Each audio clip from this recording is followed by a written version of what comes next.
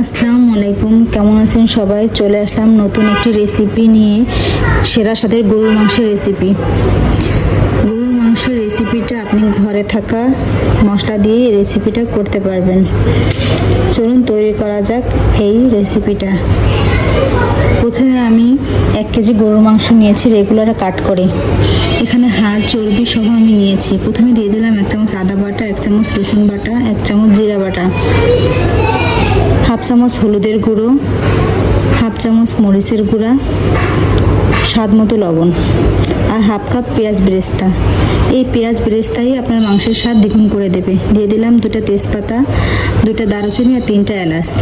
দিয়ে সরিষার তেল দিয়ে আমি মাংসটাকে মেরিনেট করে রাখবো। খুব ভালো করে মাখাতে হবে যেন মাংসের গায়ে সব মশলাগুলো ঢোকে।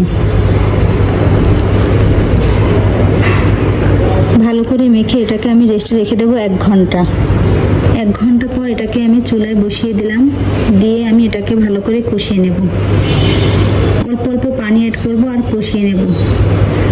মাংসটাকে আমি অল্প অল্প পানি অ্যাড করে 2-3 বার ভালো করে কষিয়ে নিয়েছি।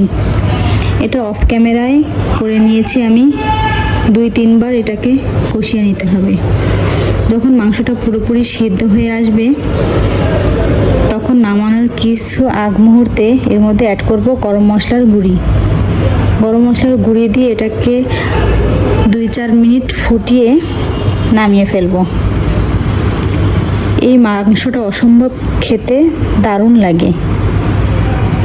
আপনারা চাইলে ঘরে থাকা উপকরণ দিয়ে খুব সহজে এই সেরা স্বাদের গরুর মাংসের রেসিপিটা রান্না করতে পারবেন।